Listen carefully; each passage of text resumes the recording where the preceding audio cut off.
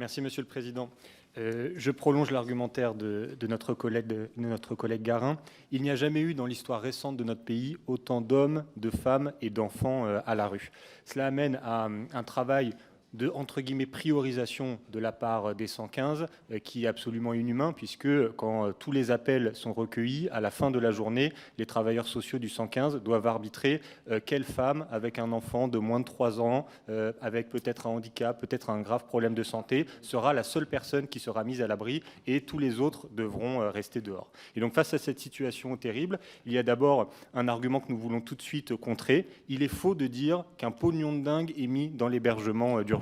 Il faut regarder la politique de logement et de l'hébergement de façon globale. Et de façon globale, il y a beaucoup plus d'argent qui est économisé, par exemple, sur le logement social que d'argent qui est investi dans l'hébergement d'urgence. Donc ce que nous disons, c'est que l'État a une obligation de résultat. Il doit mettre les moyens pour qu'il n'y ait ni enfants, ni femmes, ni hommes qui soient à la rue dans notre pays. Ça revient juste à respecter la loi, le Code de l'action sociale et des familles, et à respecter nos engagements internationaux, comme par exemple la Convention internationale des droits de l'enfant.